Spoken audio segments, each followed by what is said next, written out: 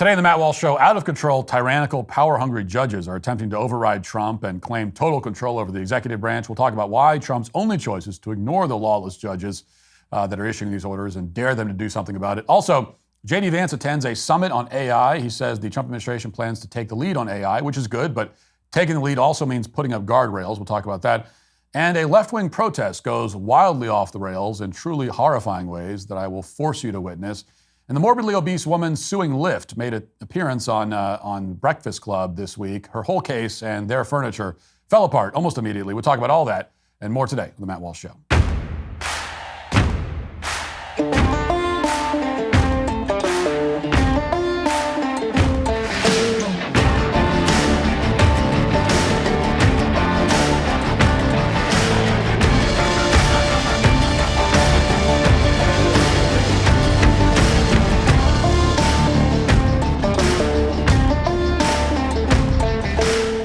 Did you know that over 85% of grass-fed beef in stores is imported? Kind of like the U.S. population ever since Biden's disastrous border policies. But anyway, since 2015's repeal of country of origin labeling, meat can get a product of USA label even if it's from overseas.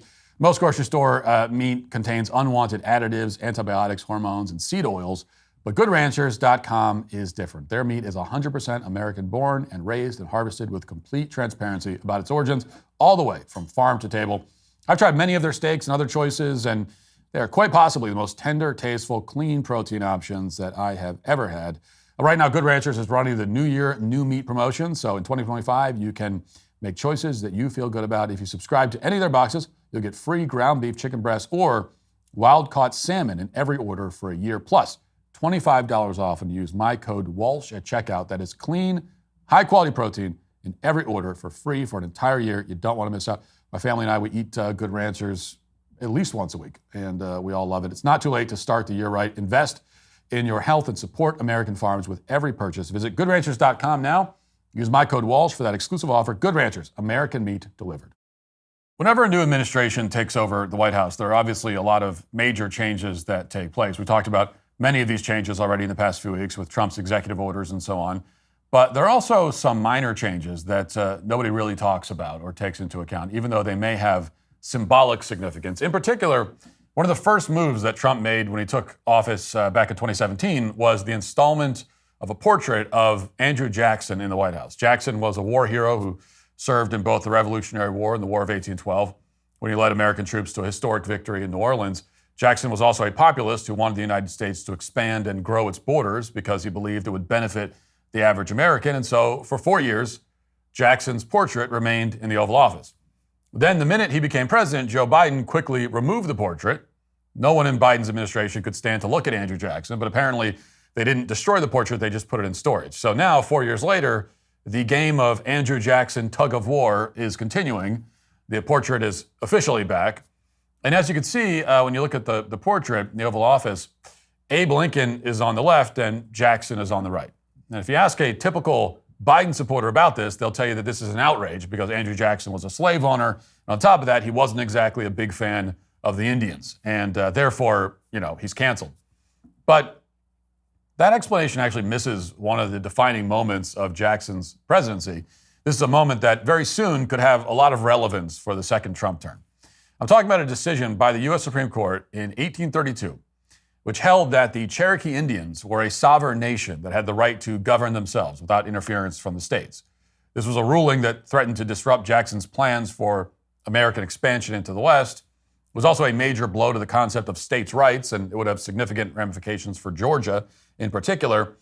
And of course, as Jackson saw it, it was also an unlawful ruling. So in response to this decision, according to various accounts, Jackson uttered some version of this quote, "Chief Justice John Marshall has made his decision, now let him enforce it." In other words, when a court, even the Supreme Court, exceeds the limits of its authority, then there's no requirement that anybody follow the court's rulings. There's certainly no way for the court to compel the executive branch to do anything. So if a court ever goes rogue and begins to issue rulings that flagrantly disregard the Constitution, as well as the outcome that a majority of Americans want, that's how you deal with it. Jackson set that precedent. A century later, FDR built on that idea when the courts began to striking down his New Deal legislation. He threatened to pack the courts. Very quickly, the Supreme Court backed down and started upholding some of those laws. And depending on who you ask, Andrew Jackson and FDR were either villains or heroes in those stories. But either way, their actions illustrated an important point, which is that in our system of checks and balances, everything depends on legitimacy. If courts are seen as legitimate, then their orders are enforced. If courts are seen as illegitimate, then nothing they do really matters. Donald Trump, as a student of Andrew Jackson, certainly understands that, and judges, we can assume, understand this principle as well. And that's why the flood of federal injunctions that have already been issued in Trump's second term are best understood as a deliberate provocation by the judiciary. Because every other day, an unelected federal judge, usually a left-wing judge, is issuing a nationwide injunction barring some aspect of Trump's agenda. And this is happening so frequently that most people don't really understand or comprehend the scale of the problem. So let me run down a brief, non-exhaustive list of just some of these injunctions, okay? These have all been issued in the past couple of weeks. A Biden judge blocked Trump's halt on federal grant spending. A Clinton judge in Massachusetts blocked Trump's plan to issue buyouts to federal workers and also blocked the Trump administration from transferring a trans-identifying man to a man's prison facility where he belongs. An Obama judge in New York blocked both DOGE and the Treasury Secretary himself from accessing internal Treasury records. A Biden judge in Massachusetts blocked Trump from cutting billions of dollars in fraudulent spending that was earmarked for scientific research, including wasteful overhead, as we discussed yesterday. Another judge in Washington, D.C., appointed by Trump, halted the suspension of U.S. aid workers who were spending billions of dollars orchestrating foreign coups and sponsoring transgender theater and that sort of thing. An Obama judge in D.C. ordered Trump to reinstate the head of a special counsel office. A Reagan judge in D.C. blocked prison officials from transferring trans-identifying men to men's prisons. 3 judges, including Biden, Bush, and Reagan judges in New Hampshire, Washington, and Maryland, blocked Trump's executive order ending birthright citizenship. And most recently, a D.C. judge named John Bates issued what may be the single most obviously unconstitutional ruling written by a federal judge in modern history. Now, before I get into that ruling, take stock of the sheer magnitude of orders that I just mentioned and where they're coming from. I mean, without exception, these are judges located in left-wing jurisdictions, most of them appointed by Democrats, and in every case, they are unilaterally issuing emergency temporary restraining orders, which are supposed to be an extraordinary and drastic remedy according to established legal precedent. And if you're trying to portray the courts as legitimate, nonpartisan institutions, then put simply, this does not look good. In fact, it's a travesty. And it gets much worse when you look at what these rulings are saying. So let's go back to the ruling by John Bates that I just mentioned. Okay, so this ruling prevents the Trump administration from removing, or is supposed to prevent them, from removing content from websites that the Trump administration controls. In fact, the ruling goes further than that. It requires the Trump administration to keep old content from the Biden administration online. And this is not an exaggeration. The order, by its own terms, bans the Trump administration from, quote, removing or modifying health-related web pages and data sets, while also compelling the administration to, quote, restore web pages and data sets that they have already removed or modified. In other words, you have an unelected federal judge who's just named himself the official web editor of the entire federal government. He's saying, in effect, that the executive branch has no power whatsoever. I mean, they can't even control what they're putting on the internet. Trump, as the president of the United States and the most powerful man in the world, actually doesn't even have the power to make alterations to a website. Specifically, the ruling comes in response to the Trump administration's executive order ending gender ideology in the federal government. Pursuant to that order, the administration removed a lot of content from websites that are run by the CDC, HHS, FDA, and other agencies. And some of that content was related to sex changes and cross-sex hormones. Some of it included activist research on the risk of suicide among trans-identifying individuals, which of course has been used to justify child castration instead of treating their obvious mental health condition. Some of the materials had to do with nonsense concepts like environmental justice. Some of it was about drugs that gay people can take in order to prevent the spread of HIV while they're engaging in reckless and inherently dangerous sexual activity, and on and on. Now, whatever you think of these materials, and you should think that they're garbage because they are, it's clearly within the federal government's purview to delete them from their own websites. This is why we have elections. But Judge Bates disagreed.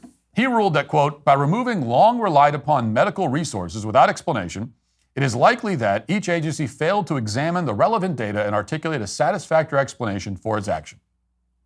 And he goes on to say that the Trump administration has violated something called the Paperwork Reduction Act, which is a law that nobody knows anything about or cares about at all. But there's more to the ruling, but let's stop there and just address this part of it. Okay, he's saying that there's no explanation for why this content was removed. So apparently we can't reduce this particular paperwork. And this would be a compelling argument if the judge were, say, living in a cave with no internet access or access to newspapers or other human interaction for the past decade or so.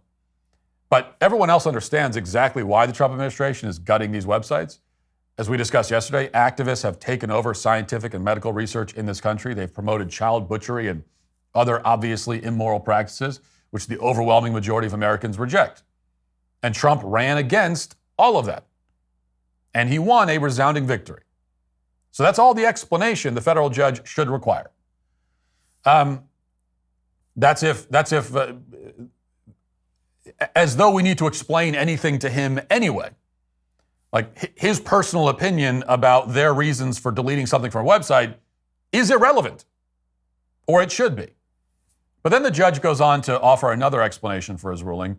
Quoting again from the decision, he says, quote, if those doctors cannot provide these individuals the care they need and deserve within the scheduled and often limited time frame, there's a chance that some individuals will not receive treatment, including for severe life-threatening conditions. So now what's happening is that the judge is claiming that doctors are reliant on government websites in order to treat their patients. And as proof of this, he cites a doctor from Yale who says that it now takes her a little bit longer to prescribe contraception for her patients. And without these websites, she's totally clueless, apparently.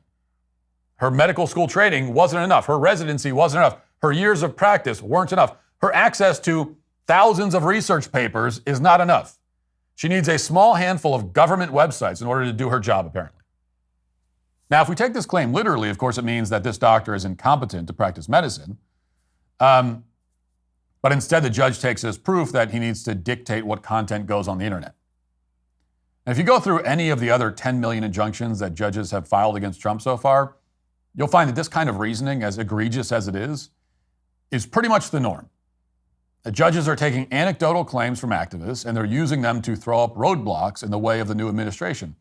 And they're doing it so that CNN can report that Trump is causing a constitutional crisis, when in fact the judges are the ones doing that. Watch.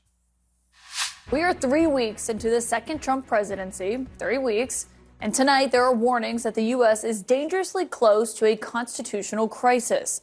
Now, the first shoe on this dropped when a federal judge today said the White House is defying his order to unfreeze billions of dollars in federal aid, marking the first time that we've had a judge expressly accuse the Trump administration of ignoring a court ruling. And in a separate case today, federal employees here in Washington told a judge that the administration was defying another order by not reinstating workers who had been put on leave. Now, this all has prominent Democrats and many of the nation's top constitutional scholars declaring that the U.S. is on the brink of a reckoning. The Trump Justice Department says the president should have the authority to decide how to run the government and that these judges are overreaching. And some of the president's allies say the judges should not be judging any of the moves to shrink the federal government. Now, as you just heard, there are hints in that reporting that the Trump administration may not comply with some of these orders. Trump himself hasn't come out and said that. He's apparently weighing his options at this point. But as this continues, which it inevitably will, the Andrew Jackson solution is going to become more and more appealing, and ultimately it will be necessary. It is necessary. You know, to be very clear about this, there is nothing in the Constitution that gives any random federal judge absolute power to override anything the president does or any decision he makes at any time just because they personally don't like it. You know, if a single judge in a place like New Hampshire or Washington can decide that the president can't reduce foreign aid or fire his own employees or kick men out of women's prisons or even control the content that's posted on government websites, then essentially the president has no power. The judges are the presidents. They have all the power. Nothing else matters. And that's the result the left obviously wants. Now it is anyway. And now that the deep state and career bureaucrats are being terminated, they see the courts as their only hope. That's why Chuck Schumer just spoke on the floor of the Senate, declaring that courts are essentially infallible and their rulings must always be honored no matter what. Watch. Donald Trump is not free to bulldoze his way through the rule of law. Donald Trump is not free to bulldoze his way through the rule of law. He is an executive, not a monarch. He swore an oath faithfully to execute the duties of his office. And when the courts speak, Donald Trump must accept their judgments and honor the Constitution. When the courts speak, you just have to honor their judge, no matter what they say. No matter what. If a federal judge tomorrow issues a ruling saying that, everybody has to wear a red shirt on Tuesday, well, he just got to do it. The fact that he has no power to issue that ruling and no power to enforce it, and he's way outside the bounds of the Constitution, doesn't matter. He's a judge in a robe. He said it, so we all got to do it. I mean, that's what Chuck Schumer is saying. But if you remember just a couple of years back, Democrats like Chuck Schumer were standing in front of the Supreme Court threatening individual judges over their rulings. AOC was telling Anderson Cooper that Biden should just ignore Supreme Court rulings, and he did. He admitted the court had struck down his plan to cancel student loans, for example, so he just went ahead and did it anyway. Now these same Democrats are maintaining that judges should never be questioned under any circumstances. The same Democrats who are organizing protests outside the houses of Supreme Court justices. Now they're saying, well, no, if the judge says it, honor it, doesn't matter. Now, the reality, of course, is somewhere in the middle of these two extremes that the Democrats have bounced between. Judges are not infallible. They can deliberately and maliciously violate the Constitution, just like anyone else can. And when that happens, when a judicial coup is underway, a response is necessary. We're not talking about one or two bad rulings here. We're not talking about rulings that block a handful of policy goals or anything like that. We're at the point where the president is not being allowed to do anything. He can't even edit a website. Left-wing judges are issuing emergency injunctions on everything without even deciding actual cases. The only way to get us out from under this judicial tyranny is for Trump to disregard these orders and for Congress to impeach the judges responsible for them. Throughout our history, there have only been a handful of times when presidents have needed to consider drastic actions like that. The country was clearly better off because Andrew Jackson did it. And now, 2 centuries later, it's equally clear that this country would be better off if the Trump administration followed in Jackson's footsteps and dared these judges to enforce these rulings. They can't do it, obviously. They complain and issue more injunctions and more opinions. Fine. Meanwhile, the rest of us, people who want to see this country improve, will get exactly what we voted for. Now let's get to our 5 headlines.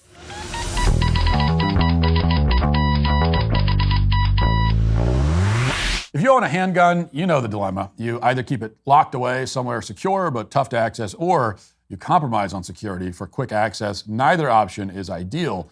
So that's why I was genuinely impressed when I tried out the StopBox Pro. I've had mine for a while now, and it solves that access versus security problem brilliantly. What makes it different is that it uses this incredibly clever push-button mechanical system.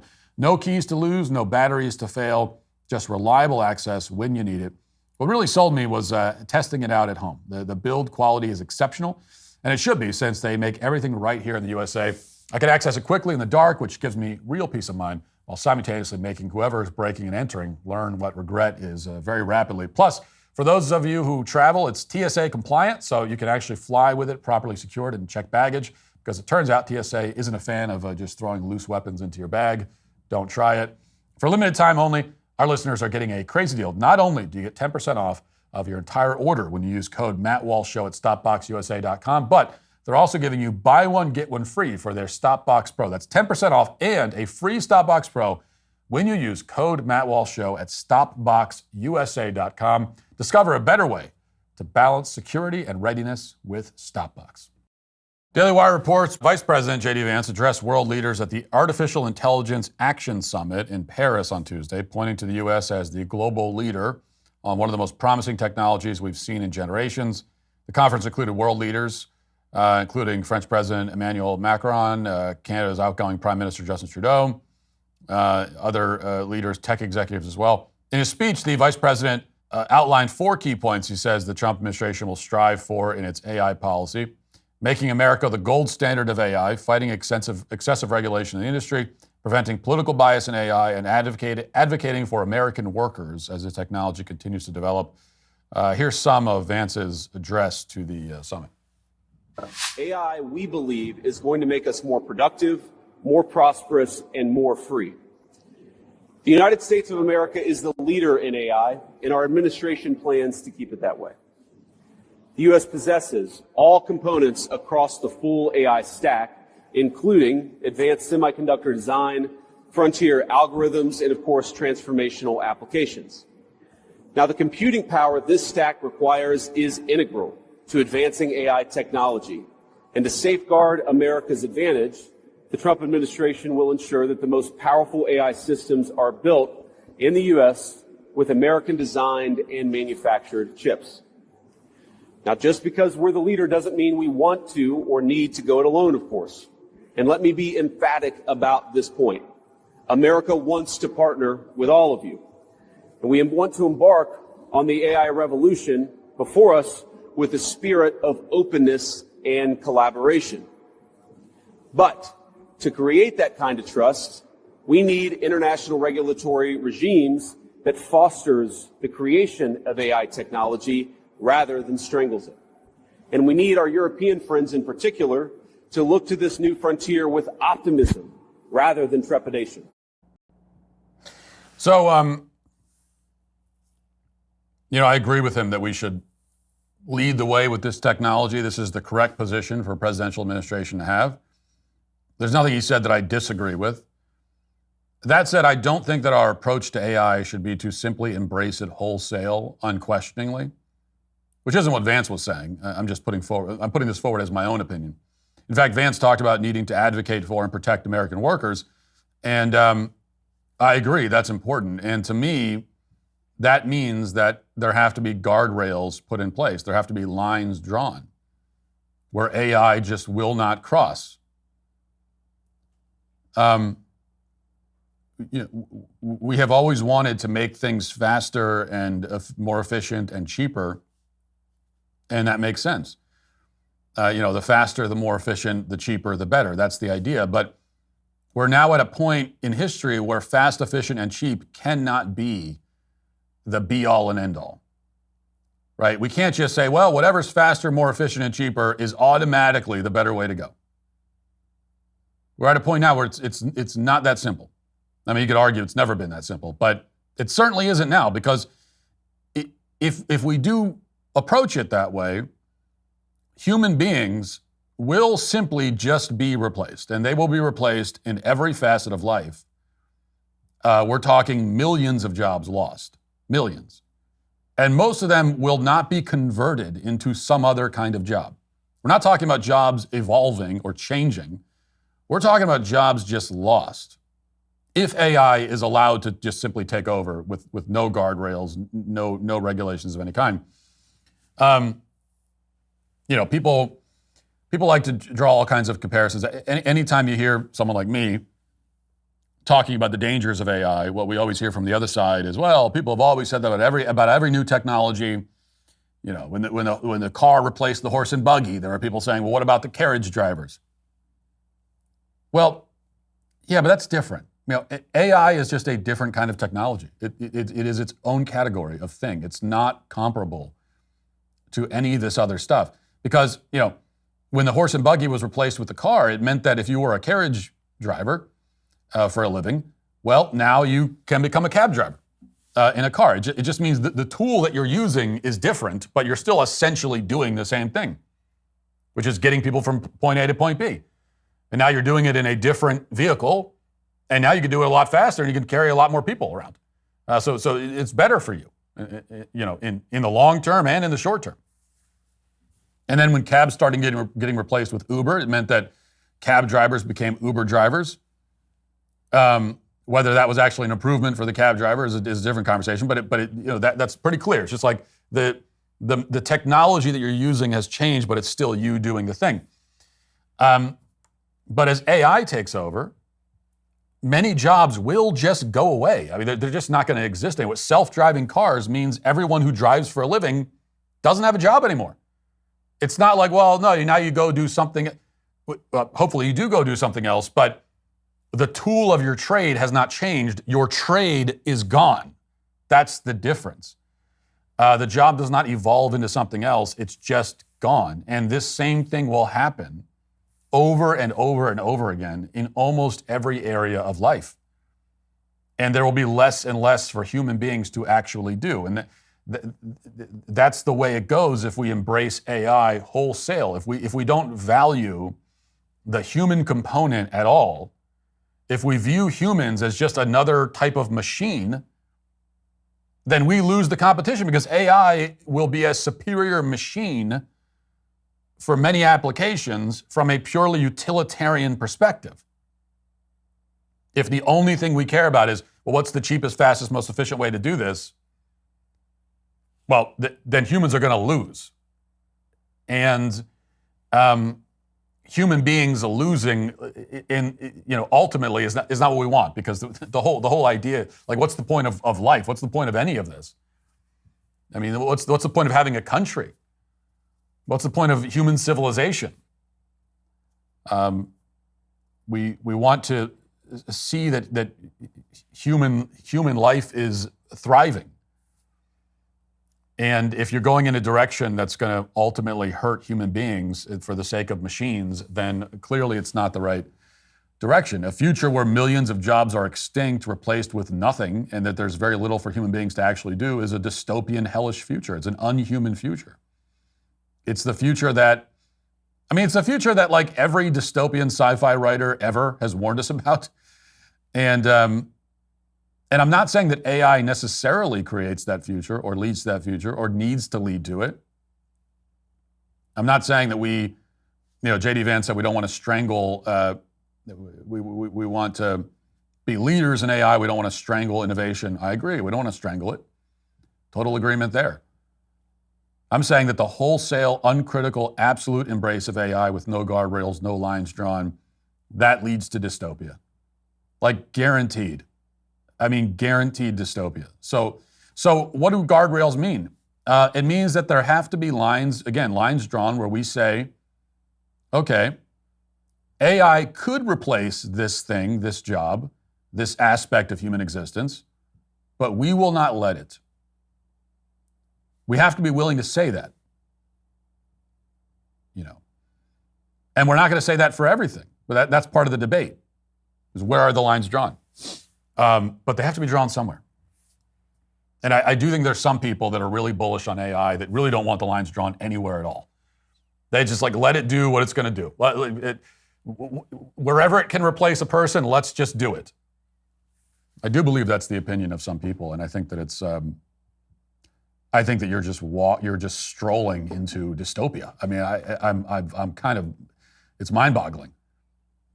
So using the cab or the Uber example, truck drivers, another example, in that case, it would mean passing a law that bans self-driving rideshare and self-driving commercial trucks. It would mean passing a law where we say, no, we're not going to allow these entire industries full of jobs that people rely on to feed their families to just be wiped out overnight. And look, we can debate whether we should pass that law with cabs and trucks specifically. I'm using that as an example of what drawing the line would mean and what it would look like. Maybe you could make a good argument that we should just let it happen. We should let all the truck drivers and Uber and cab drivers and everyone else who drives for a living lose their jobs. It'd be very difficult to convince me of that argument because I tend to think we should not allow that to happen. But maybe you can make that argument. My point is that if we're not willing to pass those kinds of laws for anything, well, then AI will just replace all of us.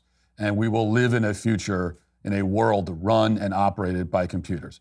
And not computers that people are commanding and running, but computers that are operating on their own. I mean, when people talk about the promise of AI and the excitement of AI, that's what they mean. It's what makes it so promising. It's that it can do this stuff without people being involved hardly at all, and eventually not at all.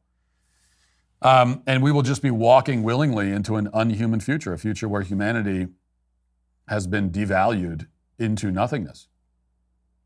And of course, you can look at jobs where this has already happened, where the human element has been basically removed. Take something obvious like grocery store cashiers, or really cashiers in general, but let's just take grocery stores. This is not AI, but it is automation. And so I think back to when I was a grocery store cashier many moons ago, maybe 24 or 25 years ago. There was no self-checkout at that time. At least it wasn't. If it existed, it was not prevalent. We didn't have it where I worked. So we had whatever it was, 10 or 12 checkout lanes. And during the busy times, every lane was manned by a human cashier. And most of the cashiers had baggers, had people that stood behind them and did the bagging. And then outside, we had parcel pickup, which really doesn't exist anymore. But that's where you had people that stood outside, and not only were they putting carts away, but they would actually help you bring, you help the old lady bring the bags to her car, load the bag in the car. And this was a relatively small grocery store, but there were many jobs. There were many, many jobs, mostly done by young people. I was like 14 or 15 when I was working at cash register. I was terrible at it. I got booted out to parcel pickup because I was throwing watermelons in with eggs and that sort of thing. But anyway, there were a lot of jobs being done.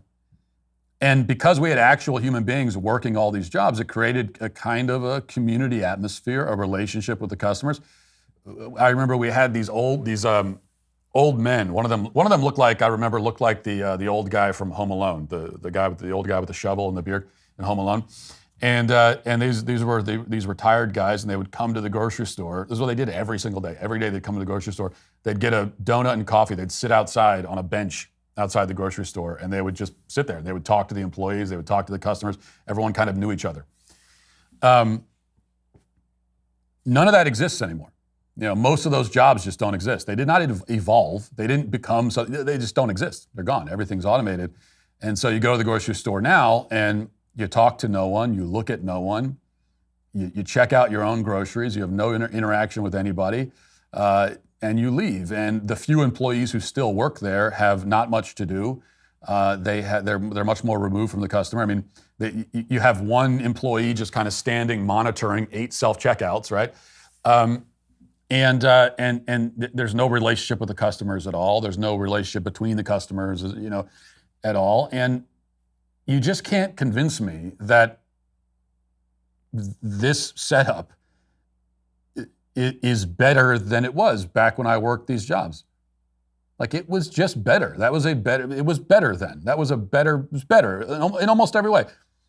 The new setup is better for the CEOs of these companies because self-checkout is cheaper, and so it helps their bottom line, but it's not better for anyone else. It's not better for the employees because there are a lot less of them and they're a lot less engaged. It's not better for the customers ultimately. I mean, yeah, it's quicker for the customers, but it's not. Quicker is not always better, is what I'm saying. As human beings, it's not always better. And so I'm not saying that we should ban self-checkouts, okay? That ship has long since sailed. I mean, that's already happened. There's no putting the toothpaste back in that tube. What I'm saying is that a world where this process plays out everywhere with everything is not a world that any of us should want to live in. And none of us will actually be happy with it when it arrives. So that's something we need to think about. And as we're talking about embracing AI and all the promise of AI, there needs to be like a serious conversation about, again, where these lines are drawn. And that is going to mean somewhere saying, yeah, AI could do this. It could replace this whole industry, but we will not let it. We're just not going to let that happen. And I think especially, there's a certain kind of conservative where kind of the market is king always. And for that type of conservative, That's just a conversation they never want to have. They're very uncomfortable with any notion of ever putting any kind of roadblock in the way of making things just quicker and cheaper. But if we are human, if being human means something, then it has to mean that there are things we value even above quickness and cheapness and efficiency. And the thing that we should value above that is like having a meaningful life, human connection. I mean, these things actually do matter. You can't measure them, but they do matter. All right, here's Trump talking about why he is requiring federal workers to work from the office. Let's listen. We talk about reporting to work, right? I happen to be a believer that you have to go to work. I don't think you can work from a home. I don't know. It's like there's a whole big, you can work from home. Nobody's going to work from home. They're going to be going out. They're going to play tennis. They're going to play golf. They're going to do a lot of things. They're not working. It's a rare person that's going to work. You might work 10% of the time, maybe 20%. I don't think you're going to work a lot more than that. And I think they have an obligation to work, and they have an obligation not to have a second job when they're supposed to be working for the federal government. You're going to find that a lot of these people have second jobs instead of working they'll be collecting a federal government check, and they'll be working two jobs. And that's big trouble for them. So he's right about this, of course. I mean, we can have the debate about working from home generally, but one thing for sure, in my view, is that government workers should be at the office. Because they're working on the taxpayer dime. They need to be monitored. We need to be sure that they're actually doing their jobs. And if they have a job that doesn't require them to do much of anything at all in the first place, then the job should be liquidated. I know I just talked about preserving jobs, but this is one area where I'm okay with wiping out as many jobs as we can. That's the federal government. That's one area where drastically shrinking the number of jobs available is a positive step. So for sure, government workers should be at the office. Taxpayers shouldn't have to just take, and all these federal employees are saying, no, I work even more when I'm at home. Yeah, okay, you say that, but we don't know that. And I don't trust you. Sorry, I shouldn't have to. We shouldn't just have to take your word for it that you're not going off and playing tennis half the time. So you should be at the office. And of course, we know that even in an office, a lot of time can still be wasted. But if there's any hope of holding people accountable, you got to require them to go to the office. And so that's for government jobs. I do think this applies to many jobs in the private sector as well. Not so much the monitoring piece, that's not what it's about, but I think, look, I don't think you can totally replace in-person collaboration with communication over the phone or through a screen. I think there is real value to being in person, physically together. And it's not value that can be precisely quantified or measured. The inability to measure it, though, doesn't mean that there's no value. It means the value is literally immeasurable. And this actually does kind of go back to the AI point. We have to start valuing things of immeasurable value. Like, we cannot demand that everything, oh yeah, well, you say that has value, show it to me on this chart. Show me the study, show me the data that proves that this thing has value. Not everything can be reduced to that.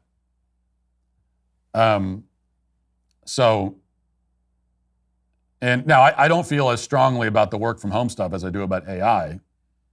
A future where everybody is working from home is not nearly as bleak to me as a future where nobody is working because algorithms are just doing everything.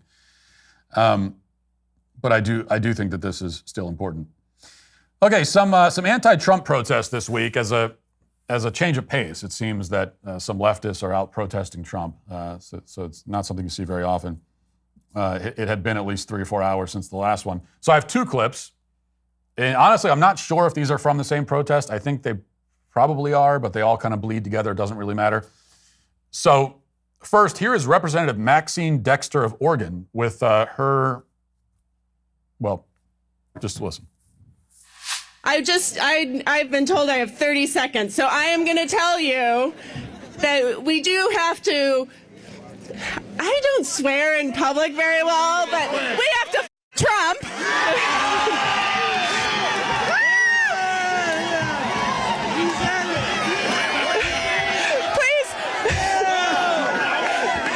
Please don't tell my children that I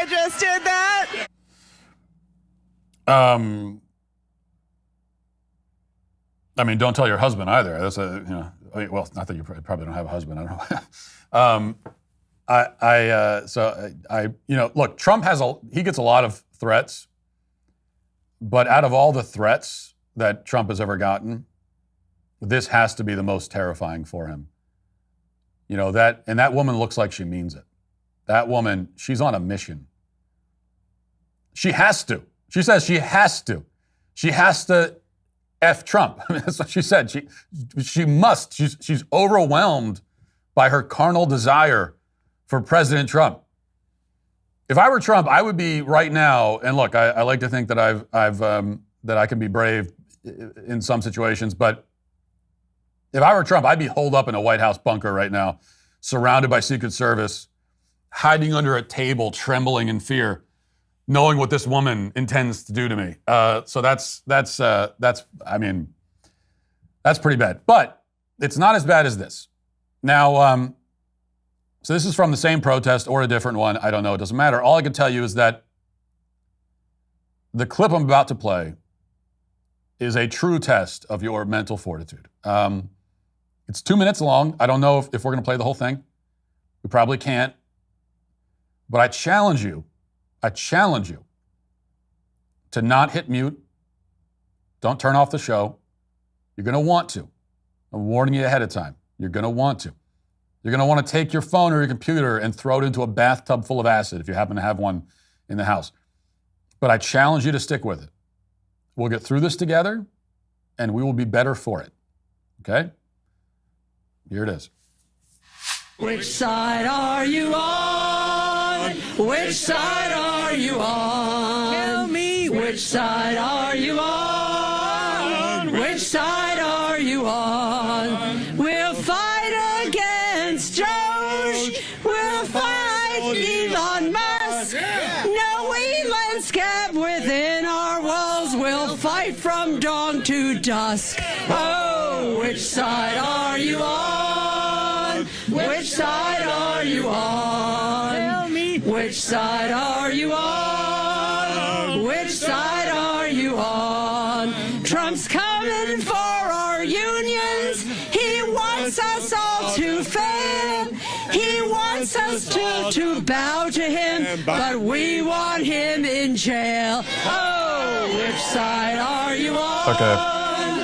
Which Just side stop are it. you on? Tell me. I mean, I'm on the side of the deaf community. That's the side I want to be on. That's who I want to be with. I saw a video recently of I think it was a Siberian husky, a dog trying to sing, and he was just howling. But someone was playing the piano and they said it was singing. It's not really singing, but he was a significantly better singer than any of the people in that video, and because that sounded like 50 huskies with mental illnesses drowning in a river while being eaten by piranhas. Or maybe that's just the fate that I wish I would have suffered instead of having to hear that. I'm depressed now. I actually feel sick in my soul after. I do. I feel this deep well of despair in the depths of my soul after listening to that. And I know we said that we'd get through it and we'd be better for it, but we're not. We're not better. I was wrong. We are not better for it. I actually think that all of our lives are ruined now. I think I just ruined your life and my own. Because your dreams will be haunted by the sound of boomer feminists singing so off pitch that it actually causes brain damage when you hear it. And I already had brain damage, so I can't afford this. I cannot afford to have suffered this, but I just did. And wow. Anyway, I can't even think anymore. I've totally lost my train of thought. This is really the left's problem in a nutshell, illustrated in both of those videos. And the problem is they can't sing, and they secretly want to have sex with Donald Trump. I mean, that's the surface level problem. But what's underneath it is that they're just lost at sea and they have no message. And And then so you end up with this. I think we just need to quit while we're ahead. Let's get to the comment section. If you're a man, it's required that you grow a beard. Hey, we're the Sweet Baby Gang. Tax season, that magical time when we all remember how much fun it is being a responsible adult. Still haven't filed those returns? Well, if you're operating on a maybe if I ignore it, it'll go away type strategy, let me save you some suspense. That is not going to work. The IRS has a whole menu of ways to make your life, let's say, interesting. Wage garnishments, frozen accounts, and if you're really lucky, maybe you get some property seizures thrown in. It's like a game show where all the prizes are things you do not want. And now that we're in tax season, they're feeling particularly motivated. But before you consider moving to a remote island with no extradition treaty, look, there's Tax Network USA. They've been playing this game of tax chess for years, and unlike most of us who can barely remember which receipts to save, they actually know what they're doing. They've helped taxpayers save over $1 billion in tax debt and filed over 10,000 tax returns. Because let's face it, you've got better things to do than argue with the IRS about tax deductions. Look, I get it. Dealing with the IRS is about as fun as a root canal, but ignoring the problem is not going to make it go away. So here's what you got to do. For a complimentary consultation, call today at 1-800-958-1000 or visit their website at tnusa.com/Walsh. That's 1-800-958-1000 or visit tnusa.com/Walsh today. Don't let the IRS take advantage of you. Get the help you need with Tax Network USA. No amount of Sesame Street will influence a culture. I was raised in Puerto Rico, U.S. territory. We have Sesame Street in absolutely every American movie, music, and shows. Assimilation has never been accomplished. They have their own culture and identity, very different from Americans. We are lovely people, by the way, but Sesame Street has nothing to do with it. Right. And by the way, that's precisely why Puerto Rico should never be the 51st state, because it's not American. As you point out, it's not an American. It's not American. It has some aspects of American culture, mainly American media and entertainment, but it's not American and it will never be. So if parents are making the decision to lobotomize their kids with their child's doctor, that would make it okay? The why do you even care, it doesn't affect you argument is so stupid. Yeah, I've made the lobotomy comparison many times. I mean, people listening to the show know that this is something that through the years of combating gender ideology and the gender transition racket, I've brought up this comparison. And if you aren't familiar with it, if anyone isn't familiar, you should really go back and look into it. Because this was a widely accepted medical practice, for many, many years. And lobotomy was as barbaric as it sounds. And when you go back and research this stuff, you'll be shocked to see how often the most barbaric and disturbing forms of quote unquote medical treatment became widely accepted and practiced by medical experts. And the thing is, you don't have to go back to the Middle Ages, right? You don't have to go back to a time of bloodletting and using leeches for whatever. You don't have to go back far at all. I mean, this has been happening in modern medicine for a long time. And in fact, the most barbaric practices that are practiced by and accepted by mainstream medicine are happening today. We have gender transitions, which hopefully are on their way out, but then abortion also. And even that, you'll hear the argument all the time that abortion has existed forever and people have always, it's always been a practice. And in a sense, yes, in the sense that murder itself has always existed. Like people have always murdered each other since Cain and Abel. I mean, it's always been a part of human existence, and abortion is murder. And so in that sense, yes, we've always had it ever since the fall of man. But the difference is that abortion now, being not just the fact that it's legal and there's a whole industry, a $1 billion industry behind it, but that it's presented as a medical procedure. If you go back centuries to find societies where unborn children were killed, and that did happen, they didn't pretend that it was medicine. And so this is an innovation. So abortion itself is not an innovation of modern medicine. But pretending that it is medicine is an innovation of modern medicine. And so when you look at these things, when you look at, it wasn't all that long ago that mainstream medicine would have told me that lobotomies are okay. It is in the current day where mainstream medicine tells me that, we should chemically castrate children and that dismembering an infant in the womb is a form of medical care. And you look at that stuff, it's just your faith in the medical industry. There's no way that it is not almost entirely destroyed. And anytime you say that, you'll always hear from the other side that, well, are you telling people not to trust their doctors? You know how dangerous it is to tell people that? It is dangerous, I agree. Like, it is not good that we can't trust the medical industry. And I don't have an exact answer for that. I don't know how to make that better right now. I don't have some, there's nothing I can say that will, I agree, it's a terrible situation to be in. But it is the situation we are in.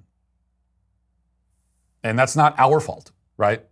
That's the fault of the medical industry. Rather than funding shows like Sesame Street, why not encourage missionaries to go to these countries and share the gospel? Churches already fund overseas missions, so the government doesn't need to spend anything. The government can focus on ensuring missionaries' safety and access. The gospel can change lives in ways that Big Bird never will. Yeah, that's precisely it. I talked about the problem of spreading our values. This idea that we need to go and spread our values overseas. We heard this from Senator Chris Coons yesterday when he was arguing for taxpayer funding for Sesame Street in Iraq and Afghanistan, wherever else. But one of the biggest problems with quote unquote spreading our values is that the people that are doing the spreading, the establishment, I don't agree with what they consider our values to be in the first place. And most of us don't agree. So, because these are the same people. You bring up missionaries. Well, I guarantee you, I feel rather confident that Chris Coons, who says we need to spread our values through Sesame Street and taxpayer-funded, theater plays for the LGBT community or whatever the hell, that's what he thinks. But if you were to ask him about missionaries going into these third world countries, I bet you he would tell you that that's a little problematic. Imposing your belief system it's problematic. So the same people that say we should spread our values will tell you that missionaries are problematic because they don't actually think that we should just be spreading values. They have a very specific set of values, and those are left-wing secular values that they want to spread, and that it really is the fundamental problem. When you join Daily Wire Plus, it's not just a subscription, it is a statement, a refusal to be spoon-fed the nonsense shoved down your throat by the media and Hollywood and every self-righteous, blue-haired activist with a TikTok account. You've heard the lies, you've seen the manipulation, you know the game is rigged, and you refuse to be played. Becoming a Daily Wire Plus member isn't just about access to content, it's about standing up for truth in a world that treats truth like a disposable inconvenience. It's about rejecting propaganda. It's about demanding facts and logic and reality when the culture wants you gaslit into submission. So when you join, you know exactly what you're doing, backing a movement that doesn't just report on the culture, but reshapes it. Every dollar you spend goes directly into building the future because America's future won't build itself. Join the fight today at dailywire.com/subscribe.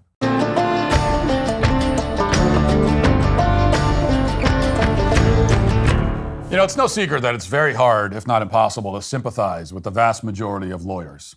We have lawyer jokes for a reason, after all, and it's especially true when lawyers are bringing frivolous lawsuits and doing the whole ambulance chaser routine. You'll find more popular support for acne and herpes than you'll find for these people. But even with that in mind, there are a couple of lawyers that, if you have any heart at all, you have to feel kind of bad for at this particular moment. These are lawyers who are clearly being punished for some sins they committed in a past life, and those sins must have been truly horrific because right now they're having a very bad time. I'm talking, of course, about the legal team of a Detroit rapper who uses the name Dank Demoss. These are not ambulance chasers so much as they are, I guess you would say, chubby chasers in the most literal sense. You might remember that a couple of weeks ago we discussed the sordid story of Miss Dank Demoss. She's the woman who was far too obese to fit into a Lyft. She weighed something like 500 pounds. So the driver told her that she couldn't enter his vehicle And in case you somehow missed the story, despite its plus-sized importance to our country, and indeed to the whole solar system, here's a very quick recap. Blanding tells us she was just trying to get to a Detroit Lions watch party this month when her Lyft rolled up. As I'm walking, I see him like making faces or whatever. I'm like, oh man. She already knew. I can fit in this car. Believe me, you can. Yes, I can. Believe it. He told her there's not enough room in his car. The kicker part was when he started to talk about his tires. You know, I feel like that was a slap in the face. That was like my tires, you know, like. The driver said his tires could not handle her weight. For every big person you turn down because they can't fit in your car? Yeah, because they need to order the Uber XL. You know what? I don't never have to order Uber XL. Now, as we talked about at the time, Madam Dank does not come across as a sympathetic figure in this footage, but her lawyers saw an opportunity there. They claim that in Michigan, it's a crime to discriminate against anybody on the basis of weight. They said that being obese is basically a protected class. So in this case, they're arguing that the Lyft driver might as well have said no black people are allowed in his car. They're equating this woman's decision to be heavier than a polar bear with being born with a certain skin color. And now they want Lyft to pay up millions of dollars. If Dank could not fit in his car or exceeded its weight limit, then I guess by these lawyers' logic, it was his responsibility to come back with a dump truck or whatever vehicle could handle the load, you know. But I have to admit, as something of an amateur observer in the area, it didn't seem like the most compelling legal argument at the time. Seemed like a shakedown where they're basically just demanding a payout from Lyft so that the story goes away. And naturally, that led me to the conclusion that Ms. Dank's lawyers deserve no sympathy whatsoever. But then I saw this footage of Dank Demoss appearing on The Breakfast Club. And in just the first 30 seconds of her appearance, Dank Demoss completely obliterates her lawyer's case. She wastes absolutely no time in wrecking every hour of work that these attorneys have put into this lawsuit. It's like watching someone spend a month laying the foundation for a house, only to see a morbidly obese woman walk on top of it and collapse the whole thing. Metaphorically, I mean. And one might even say that Dank Demoss, chewed up her lawyer's case and then, in an uncharacteristic display of restraint, spat it out. There is nothing left to work with at this point after these 30 seconds. And here's the moment that I'm talking about. Wake that ass up early in the morning. The Breakfast Club. Peace, Big Dank. How you? Good morning.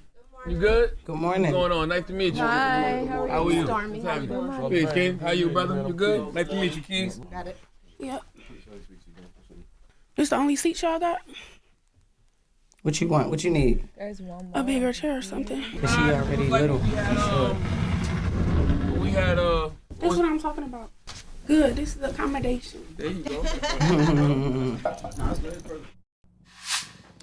Now, in case you couldn't make it out, Dank walks into the studio and then tries to sit in the chair and immediately asks, "Is this the only seats y'all got?"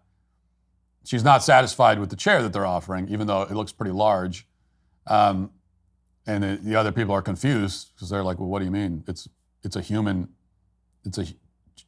chair. Like, what? The only chair? It's a chair. What other kind of chair do you want?" And then, it's like if she walked in and like broke through the floor and then said, is that the only floor y'all got? You got any other kinds of floors? Well, it's a floor. It's a floor. It's like it's a floor. It's worked perfectly fine for every other person that's ever walked across it. But then she says she needs a bigger chair, so they roll out a couch for her. Okay, now, which by the way, in case you're not familiar, a couch is a seat made for like multiple people, like 3-4 people. And she took up the whole thing. Now, I'm not a lawyer, but if you're trying to make the claim that you could fit in a Lyft driver's tiny sedan and that he violated the law by turning you away, then it stands to reason this particular moment poses a few problems for your case. Dank, by her own admission, cannot fit into an oversized office chair in a large studio with no other obstructions. Unlike a sedan, there's no roof over your head. There's, or at least not one directly over your head. There are no doors right next to you. Right? There's no seat belt you have to put on. Total flexibility, but it still was not enough. She needed an entire couch. So by her logic, if the Lyft driver was bigoted, then Dank is also bigoted against herself, I guess. If the law still means anything in this country, which it probably doesn't, if we're being honest, then Dank Demoss's case has just imploded. So pour one out for her lawyers, but the interview didn't end there. Somehow everybody maintained their composure after this little snafu. And as the conversation continued, Dank actually drew something of an interesting parallel that's worth taking note of. Here it is. Oh! I'm not saying that word. Yeah, we don't use that word in my house either. I thought you were talking about the gay slur. I'm like, wait, I'm confused. No. But I just feel like it should be accommodated. Bigger people should be accommodated. Now, you won't find a more succinct explanation for why we should never pander to any group of deranged activists for any reason. She's saying that because society tolerated the insanity of gender ideology, we should also tolerate her insanity. And in a certain way, she has a point. I mean, that's why the solution is to never accommodate any of this nonsense at any point. Once you start entertaining complete and total lunacy, then you get a lot more of it. And as the interview continued, that's exactly what happened. Things really went off the rails, particularly when Demoss' healthcare provider, who uses the name Stormy, showed up to the set. Watch as Stormy, who of course is wearing her white doctor coat for the interview, explains that Miss Dank isn't really responsible for weighing 500 pounds. Instead, we're informed that the real culprit is Dank Demoss' thyroid problem. Watch. I do. I work on myself, and when I feel like I'm getting too much, I try to fix it, like at my pace, but you want to see her? Yeah, and we have weight specialists right here. Fix her weight specialist. Fix her mic. And what's your name, ma'am? Stormy Anderson. Stormy Anderson. Stormy gonna get it right. Dr. Stormy. Thank you. One time, when you have these conversations with plus size people, it always comes up that, everybody that's big isn't unhealthy, and some people just can't lose the weight. They're dealing with issues like she has a thyroid. What do you talk to us about that? So I been Dank provider for a little over 3 months, right? And she's lost 80 pounds. Mm-hmm. Your 80 pounds go look different from her 80 pounds, right? Mm-hmm. Because she started at 580. Mm-hmm. So even with her being at 500, people be like, she's still not losing, but that's not the case. With her thyroid makes it very difficult for her to lose weight because her hormones is unbalanced. So when your hormones is unbalanced and they're all over the place, it controls a lot of things, and it makes it very difficult for you to lose weight, but keep it off as well. So I think for her, she's consistent because she done lost 80 pounds. It's a medical provider, a doctor. She done lost 80 pounds. She done lost it. But she's wearing the white coat, so it's okay. That's what's important. Let's just assume here that Dr. Stormy actually collected the blood work and analyzed it. And let's assume that Dr. Stormy is correct, that indeed Dank Demoss has a thyroid problem. That's a real thing. It's possible. But there is no thyroid condition on the planet that causes anyone to weigh 1/4 ton. Okay, there is no thyroid condition that makes you gain so much fat that you now weigh more than 2 full-grown male ostriches. I looked it up. Okay, you cannot blame a medical condition for the fact that you weigh as much as a Harley-Davidson motorcycle. Okay, and that's probably enough weight comparisons. I'm just trying to put it into perspective. At most, thyroid conditions make it a bit harder for some people to lose weight and easier to gain it. That's it. The only way that it's possible to exceed 500 pounds is to commit to a lifestyle of extreme sloth and gluttony. I mean, it requires an obsessive commitment to at least 2 of the 7 deadly sins. And if you disagree with that assessment, then your problem isn't with me. Your problem is with the laws of physics. Energy doesn't spontaneously create itself. Calories are a measure of energy. Therefore, calories do not appear out of thin air and just invade Dank's body. She is consuming them. And in fact, based on her size, she's probably consuming them at every available point in the day. But Stormy won't acknowledge any of this because she wouldn't make as much money if she did. Dank wouldn't hire her. And then certainly, or at least there'd just be one consultation where she would say, okay, well, how much are you eating? And Dank would say, here's what I'm eating. And then she would say, okay, eat like 1/10 of that. All right, let's start. Cut out 90% of that that you're eating, and you will start losing weight right away. Okay, it's like that easy. But she doesn't want to say that, and she also would not get to appear on shows like Breakfast Club if she did. So we've talked a lot recently about how doctors and scientists have discredited themselves, and this is another way. They've refused to be honest about what actually causes obesity. Lazy people who eat too much become fat. Extremely lazy people who eat extreme amounts of food become extremely fat. That is the whole formula. But the medical industry has not been honest about it. And it's not the first time that this has happened. I mean, the medical industry took a similar approach with something like HIV. They were not, and still are not, honest about the fact that pretty much the only way you get it, the only way people who get HIV, are the only people who do get it are homosexuals and intravenous drug users. So if you don't use intravenous drugs or engage in sodomy, you almost certainly won't get it. You might get other diseases, but you almost definitely will not get that one. But doctors didn't want to seem insensitive to homosexuals, so they pretended that HIV is an equal opportunity disease. It is not. More recently, we saw the same approach with monkeypox. We were supposed to believe that this was some grave public health emergency that would affect, say, a straight 80-year-old man just as much as it would affect a gay 25-year-old in Manhattan. The common thread here is that there is a refusal to be honest in the name of sensitivity, which has led to a lot of needless death and suffering. It's also led to a ton of footage that is frankly embarrassing to this country and to humanity in general. I began this segment with some of that footage, so it's only fitting to end things in the same way. Here, reportedly, is one failed stunt performed by Dank Demoss in Detroit not too long ago. Watch.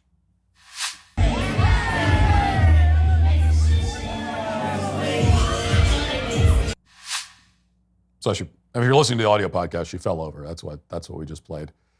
Just to be clear, the failed stunt, the stunt she was trying to perform was standing. Okay, that's she tried to pull off the incredible stunt of standing, and she was not able to. So she fell over. Doesn't quite stick the landing. And yes, I played that clip, mainly for the entertainment value, but if I had to find some other reason to justify playing it, I'd say the footage of Dank Demoss falling over backwards in front of a crowd is, in fact, a solid metaphor for this whole story. Dank's story began with so much promise. Her lawyers thought they had a multi-million-dollar case against Lyft. Her doctor thought she had a totally plausible explanation for why her patient weighs more than a young hippopotamus. And then it all fell apart when people thought about it for about 5 seconds. It collapsed like so many other stationary objects in Dank's life. And that is why Dank Demoss and her doctor, Stormy, who claims that people can balloon to 500 pounds because of a thyroid problem, are today canceled. That'll do it for the show today. Thanks for watching. Thanks for listening. I see what you're about to do. I'm just going to take my earpiece out so that it doesn't, I won't hear it. Anyway, have a great day. Godspeed. Which side are you on? What's up? Can't hear it. Which side are you on?